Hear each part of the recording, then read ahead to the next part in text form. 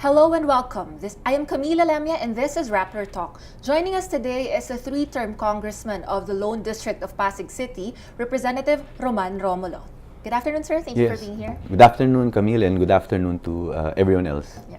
So, sir, as I said, you are a three-term congressman and you're serving your last term now. Yes. Why decide to run for the Senate? Well, first of all, as I always explain to many people, the function of Congress is actually primarily threefold. First is to write laws. Secondly is to review and pass the national budget. And the third is oversight. In these three terms in Congress, what I have noticed is that Congress has passed many meaningful legislation, but unless you exercise the oversight function, implementation does not happen that easily. In this Congress, I think we have passed major legislation for purposes of our students in college education, and I think it would be good to be able to further this. And secondly, education was not the primary goal or the vision. The vision was really to create a strong middle class. Education was one part of it. Another part was really, I was one of those members who filed a bill on the reduction of the income taxation, but mine was limited to middle and low income earners. I think if we have that and we have the education scholarships and grants in aid widely disseminated, I think we will be able to create that strong middle class. After that, although I'm right now chairperson of the Committee on Higher Education, I've also been taking a look at our basic education. And I think we should take a look at our basic education curriculum, especially those falling under the levels grades 1 to 4. I think there should be revisions there. We should think out of the box. We should introduce amendments or suggest amendments so that maybe it would improve the quality of our education and the quality of students we produce. You are running on a platform of education, and I understand that you already passed at least 4 laws to improve public access to college. What can you say about the continuous decline in the survey rankings of our major universities here in the Philippines as compared to Asian counterparts?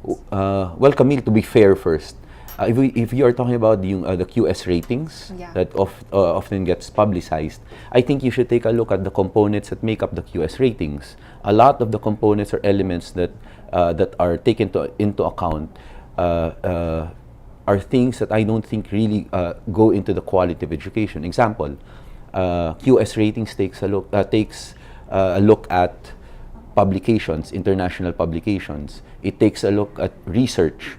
Although all these things are very important for education, but in terms of teaching, in terms of quality of education, I think these are things that will not necessarily affect the quality of education. So if you're taking a look at why we're sliding in the QS ratings, it's simply because of those things. We do not have enough faculty doing research. We do not have enough faculty producing research work that are published in international publications. We do not have enough exchange programs or exchange faculty programs. That is also an element of the QS ratings. So I think until we are able to produce, have in more funds, then we will not be able to really shine in the QS ratings. But again, I don't think it is a reflection really of the quality of education that we have. Okay, so most of your bills or laws that you passed cater to the tertiary level of education. Yes. What about the basic education? Well, first of all, I focused first on tertiary college education simply because if you will look at the data, every year we graduate about 1.4 to 1.6 million high school graduates. About 350 to 400 of those come from the private high schools. About 1.1 to 1.2 million will come from the public high schools.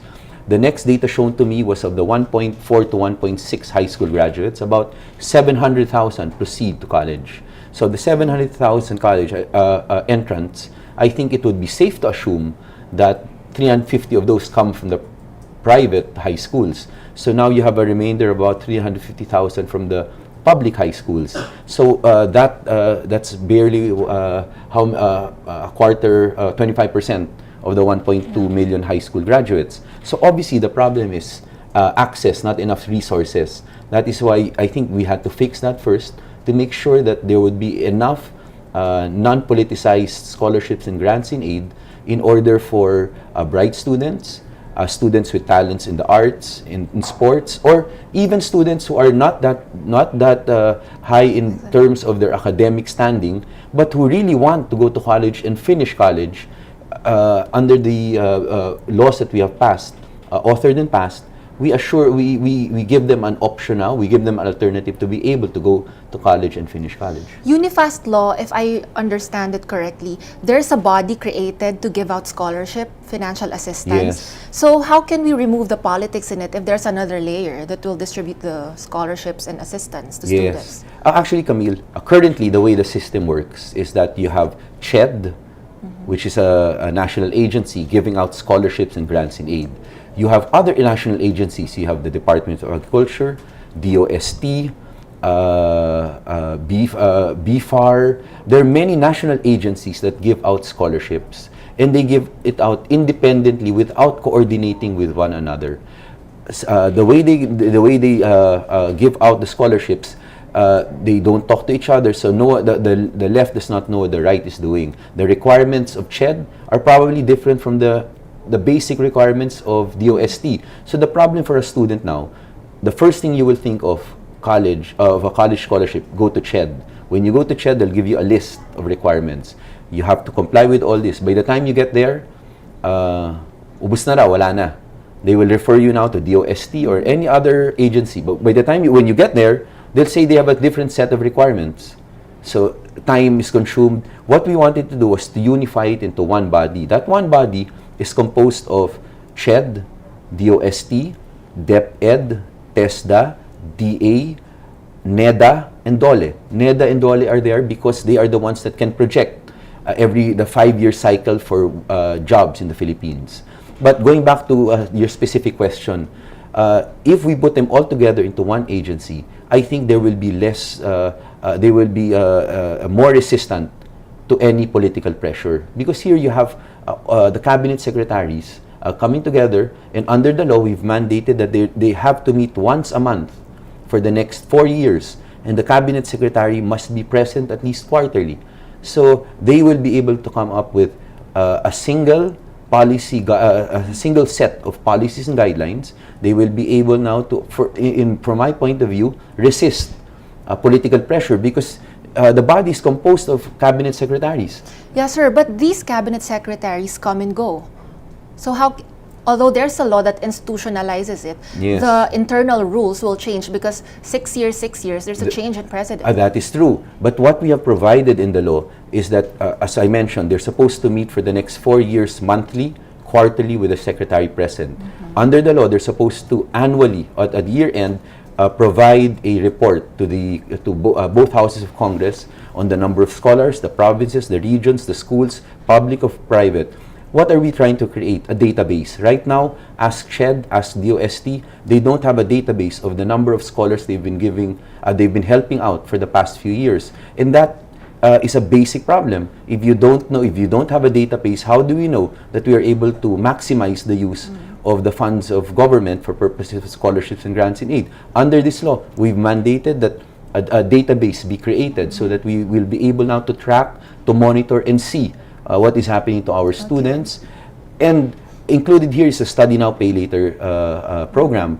And because of the monitoring required, we believe that success will now happen finally, because we will be able to track what's happening, when they graduated, what happened, what schools they entered, what jobs they got, and we will be able to rationalize the use of public funds. We all know about your stand on education, but how do you view the Freedom of Information law or bill? Well, I think the freedom, I'm one of those who support the passage of the Freedom of Information bill into law. And I think the whole problem here is, I think there's a misunderstanding. I think from the outset, there was this thing about, at one point, last 2 Congresses ago, there was this issue about, if we're going to pass that, there has to be a right of reply, if you recall that. Because there was a misunderstanding from my point of view that some politicians probably thought that the freedom of information is directed towards politicians. But if you will look at the Freedom of Information bill, it's much more than that. The primary objective of the FOI bill is really to assist the ordinary citizen, in order for them to obtain ordinary transactions that they have with any government agency. That is the primary purpose there. Secondly, if you have nothing to hide, then there should have been no problem. But I think there's a miscommunication, misunderstanding that it's a political thing. It's going to be against politicians, but it's not. It's really helping out the ordinary citizen, ensure that government contracts, transactions that they need for their daily needs or their daily businesses, daily life, is made easily available, accessible to them. So for the record, you're not in favor of the right of reply? Oh, definitely. I just want I don't see any problem with passing the FOI bill. How do you see the Bangsamoro Basic Law in its present form? Well, I think we all must admit, we all want peace. I think that's a definite thing. But we want peace that is consistent with the Constitution. There are really several provisions in the draft BBL submitted that admittedly is questionable with respect to its being constitutional or not. Like what provisions? First of all, like the power to appoint, like they have their own COA.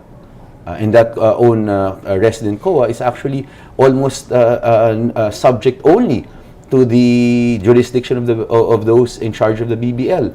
Under our form of government, I think there is there are national agencies that should be able to monitor and coordinate all these things. And I think these are the things that we just want to ensure will happen for purposes of protecting not only the public funds, but ensuring that there will be some success in this peace agreement. So the present form of the BBL now, you're going to vote against it? If it's not amended, definitely I will vote against it. How do you view the conditional cash transfer? The CCT program, I think, is a good stopgap measure. But I think we should be able to ensure that we are able to graduate families from the CCT program. What has happened now is that, in fact, we are just extending and extending the CCT program, and we are expanding it without really a viable exit program wherein the families previously belonging to the CCT families could stand on their own 2 feet. And I think that is where the problem is, because maybe there's no sustainable livelihood program that we are presenting to them. And I think until we are able to do that, the CCT program may prove to be a problem in the future. So you're saying you're not in favor of continuing that in case, let's say, Senator Grace Poe wins in 2016? Assuming that any president who wins, who becomes the next administration, my suggestion would be that they they should not be satisfied with the way the system is working now, but they must also present a viable exit plan wherein the families belonging to the CCT program can graduate out of the CCT program and stand on their own 2 feet, meaning that there is an alternative livelihood for the mother or the father or for any of the children. But there must be an exit strategy, a viable exit strategy, or else what will happen to the system? Because admittedly, the system itself says that there are so many poor families. In fact, currently, we are not able to help all those families belonging to the poorest of the poor. So we keep on defining the poorest of the poor narrow as we can. But if you will take a look at the data, in fact, there is a large segment, and there's a large segment that the government is unable to help because we are unable to help the current beneficiaries have an viable exit strategy. What do you think about gay marriage? Are you supporting it? Well, for me, if that time will come, then it should not be a problem. So is that a yes or a no? I'll support it if that time comes. But when you become a senator, will you push for it? Well, right now I think it will. Before we proceed to that, I think what we should also do is to prepare our culture for that eventuality. I think it's inevitable that the Philippine culture will have to accept gay marriages, but let us not shock the system I think we should prepare the system. I think we should be able to do that in the next couple of years so that it becomes an easy transformation from the conventional, traditional way of looking at things into probably the more modern way. One thing we don't like is that if there is an existing culture in a society, that you just insert your idea of what is supposed to be right without preparing, the larger part of the society. How do we prepare the society for something like that? Right now, I think we have started to do that, but let's admit the reality. In the past, especially in the last decade or so, we have been very unfair to many gay people. We have, in fact, in our elementary days, I think during those days, it was, there were derogatory things said about gay people.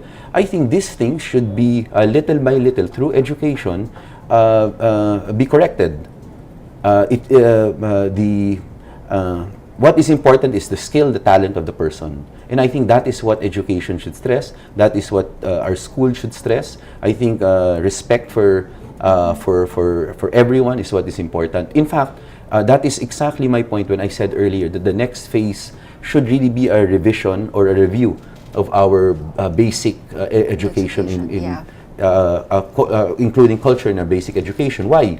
Right now, if you have a daughter, a son, or a nephew, or a niece, or a child of your friend, ask them even if they're grade 1, ask them if they enjoy, if they're excited to go to school. Chances are they'll tell you, no, they're not.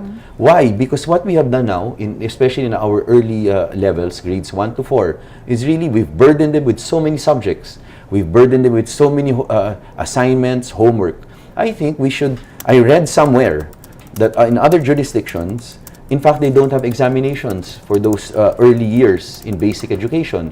What they teach are values, love for country, dignity, respect for oneself, and respect for his or her classmate. And I think we should think about it, and maybe that is what we should do first during the early years. Yes, sir. We're talking about values now, so let's talk about divorce.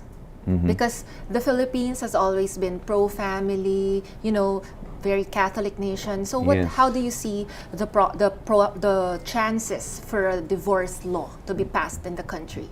Well, I think the same with gay marriages. I think eventually that will also be acceptable. But again, preparing the culture. I think that the way that in general Filipinos think, because theoretically now you have legal separation.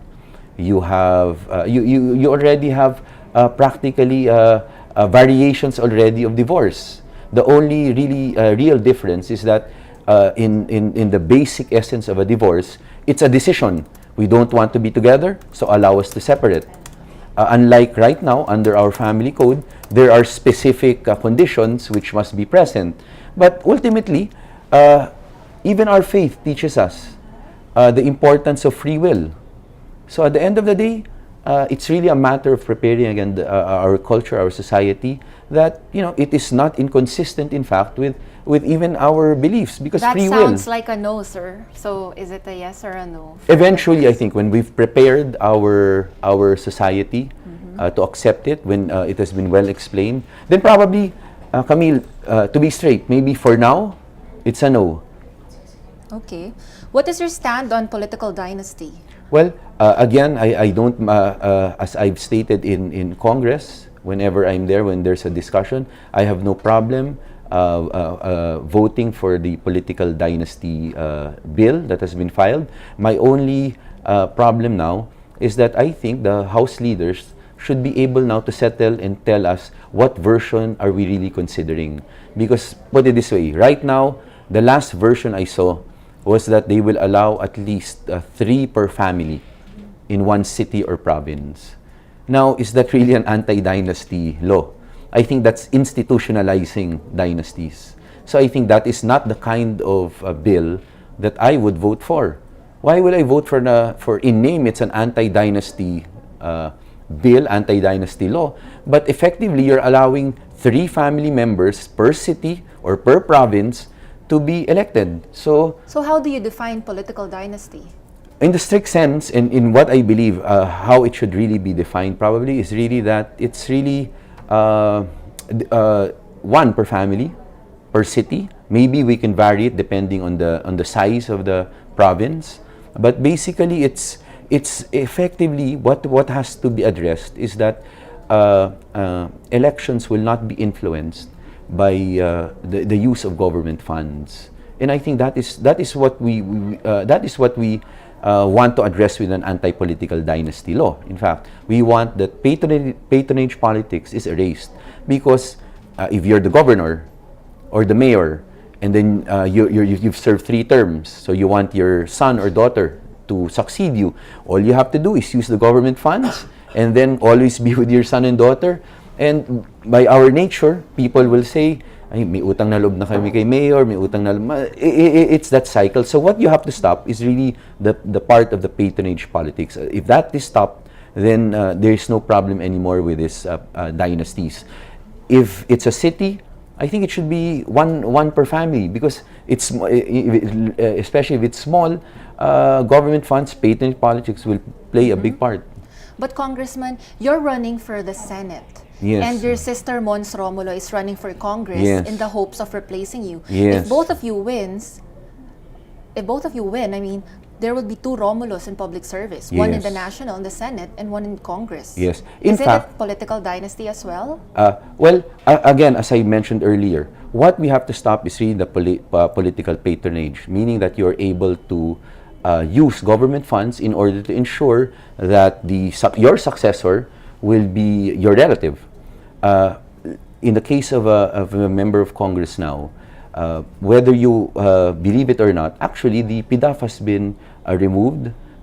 In fact, the help, the assistance that a congressman can actually give has been limited so much already. It's really focusing now on legislation.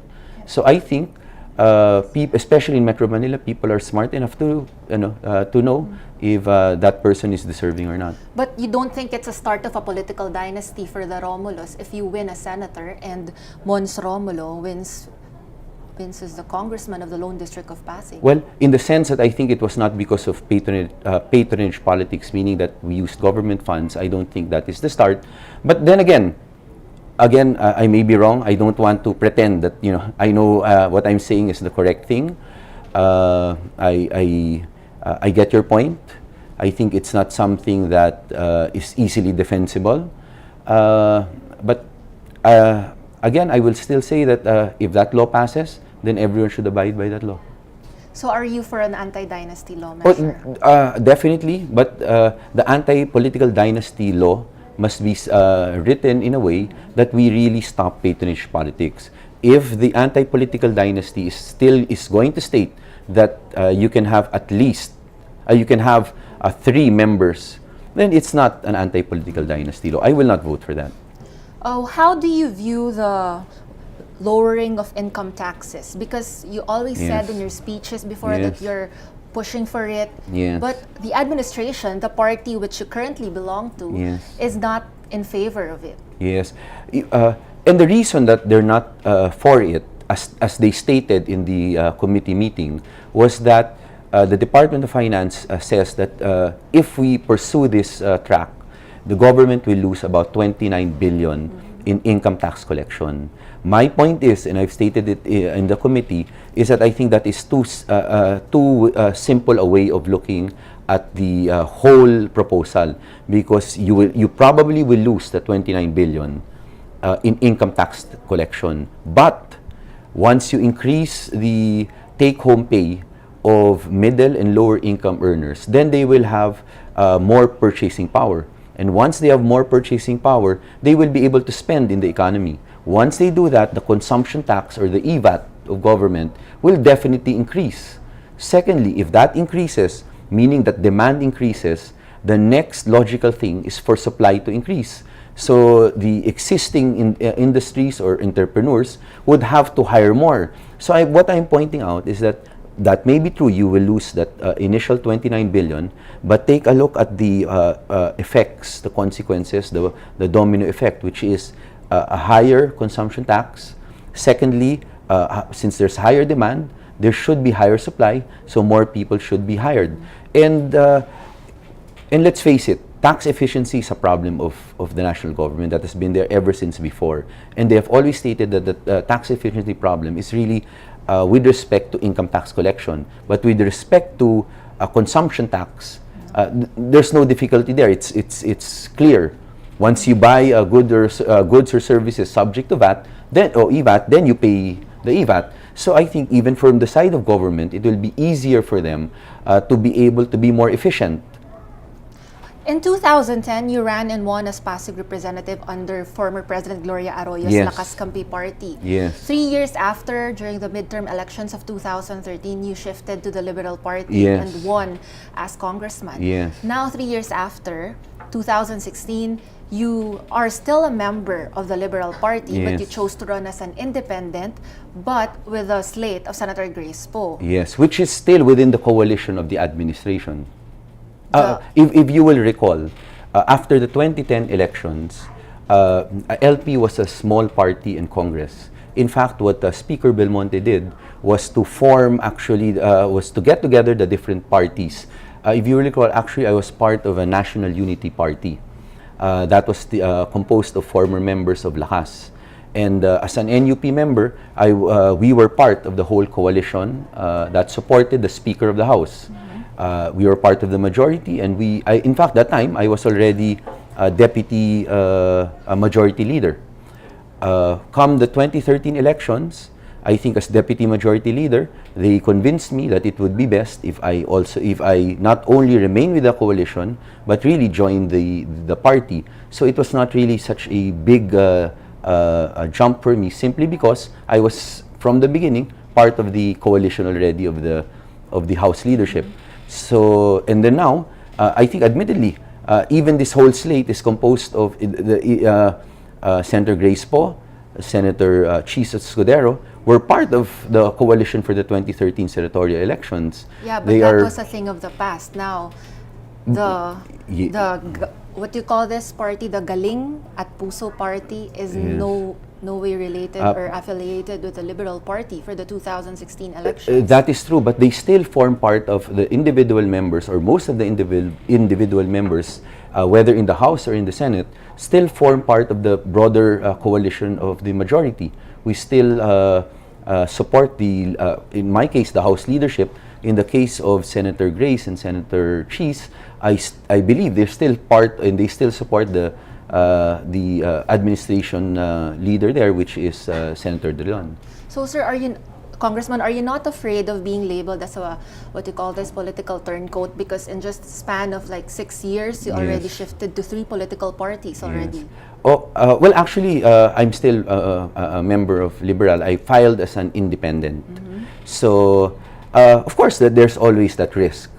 But I think, especially our citizens, will be able to see through all this political turbulence that is happening. I think people will be able to see through what really is the essence of candidates running, the platform they stand on, the things they have done, the performance that they have shown when they were in Congress. So I trust that will still be, at the end of the day, the primary reason for everything. Sir, we have a question here from social media, from Twitter, Yes. from Metro Manila Pride. He says, what are the concrete steps that Mr. Romulo will take to educate and prepare our culture on gay marriage? Well, first of all, I think that's a good question. Because what is the concrete? First of all, I think through our schools, I think there should be a deliberate and concerted effort to make sure that we tell our students, teach them about respect for oneself and respect for the beliefs of their fellow classmates. I think that is exactly why I wanted to reform or to take a look at the curriculum from grades 1 to 4, because the moment we are able to instill their discipline, able to instill respect for oneself and respect for one's fellow classmate, then I think values will be shaped during that time. And moving forward, as we move forward, I think we should ensure that whether you're gay or not, what should really be highlighted will be your talents, your skills, what you have contributed. And I think the more we do that, and the more we are able to recognize the works, the talents of a person who is gay or a person who is not gay, and that should not be material. I think during that time, we will be able to have a shift in the way people accept things. Why did you shift to the camp of Senator Grace Poe when you said earlier in previous interviews that you support the Daang Matuwid? Yes. First of all, I still support the Daang Matuwid. But what I always say is that I think it is not enough. I think in order for the country to progress, we will have to build that strong middle class. And that strong middle class can only be built, in my opinion, through education and through another thing is through income tax rate reduction. During the announcement of Senator Grace Poe in UP Bahay ng Alumni, she laid out her 20-point agenda, and most of the points that she raised that I remember fit into exactly what I feel should be done in the next couple of years in order for progress to occur in our country. So, and that is the reason that I think it was easy for me to support Senator Grace Poe. And I know that previous to that, we saw each other in Nueva Ecija.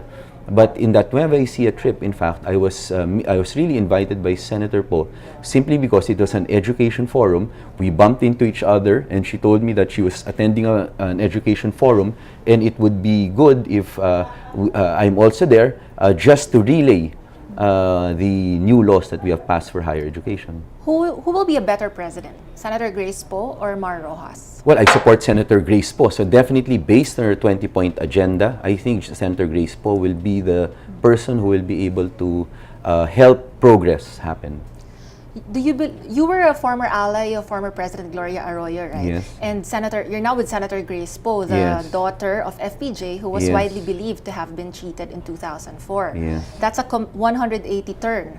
So, do you believe that GMA won fair and square in the 2004 elections? Well, I have no reason actually to. I know people say that there was cheating, and a lot of people are convinced there was cheating. But on my part, I was not yet in politics that time. In 2004, I have no personal knowledge, nor did anyone actually tell me of actual cheating. So I choose to have faith in the electoral process, and just say that that has already happened.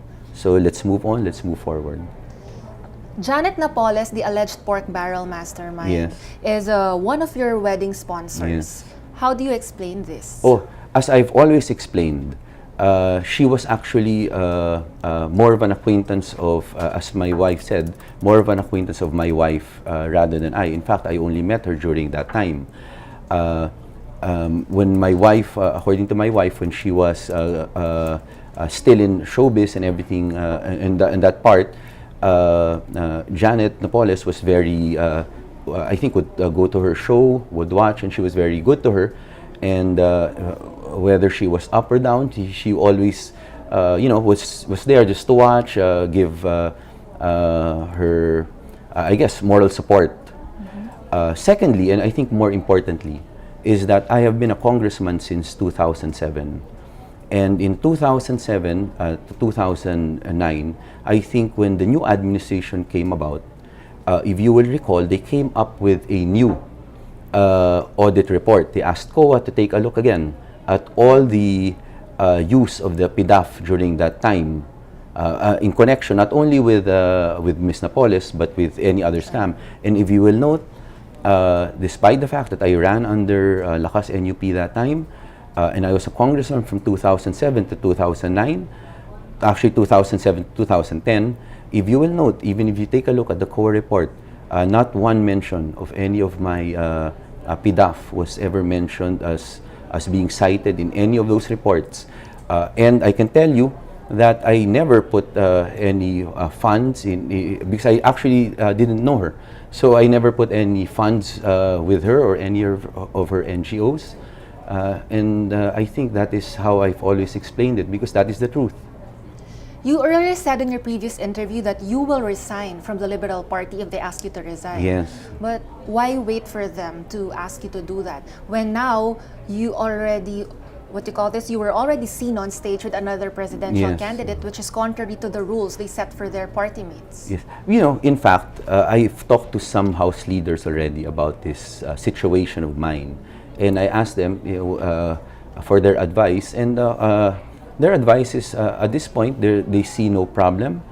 I think when you talk about Tuwinadaan, I've always stated that I think it is a good program. My only point is that it is not sufficient. It is not enough. So at this point in time, I think we should move forward and lay down what we have done and also what we plan to do. And I think that is more important. Sir, just a follow-up question. You Yes. said you don't know Janet Napoles that much, but Yes. how come if you do not know her? I'm just curious. Yes, Yeah, yes. you did not know her personally, but Yes. she got in as a wedding sponsor as to a you- very intimate event for you and your family. Yes. I think even in Philippine culture, when you get married, I think the groom and the bride really have their sort of respective choice of ninongs and ninangs. And in that case, I had my choice. And my wife, those who were nice to her or supported her during her, gave her moral support, she had her choice also. So that was how we got the choice there. But I did not check each and every one that was chosen because what was important to me was to get married. Any last thoughts, sir? Well, as I've always mentioned every time I get into an interview, I hope that really the Scholar ng Bayan Law, the Unifast Act, and all other new education laws are disseminated and widely spread to many of our young students. I think the problem really for many of our young students today is that there's lack of resources for them to enter and to finish college. Here now, there is an opportunity for them to use the Scholar ng Bayan Law to benefit from that, or the Unifast Act. I think moving forward, the more students we get into college and to graduate from college, the better it is not only for those individuals, but I think the progress of the country will depend on a highly educated young citizenry. Thank you very much, Thank you. Congressman. We've been talking to Congressman Roman Romulo of the Liberal Party, who is eyeing a Senate seat with the Poe Escudero slate. Thank you very much. I'm Camila Lamia. Thank you for watching.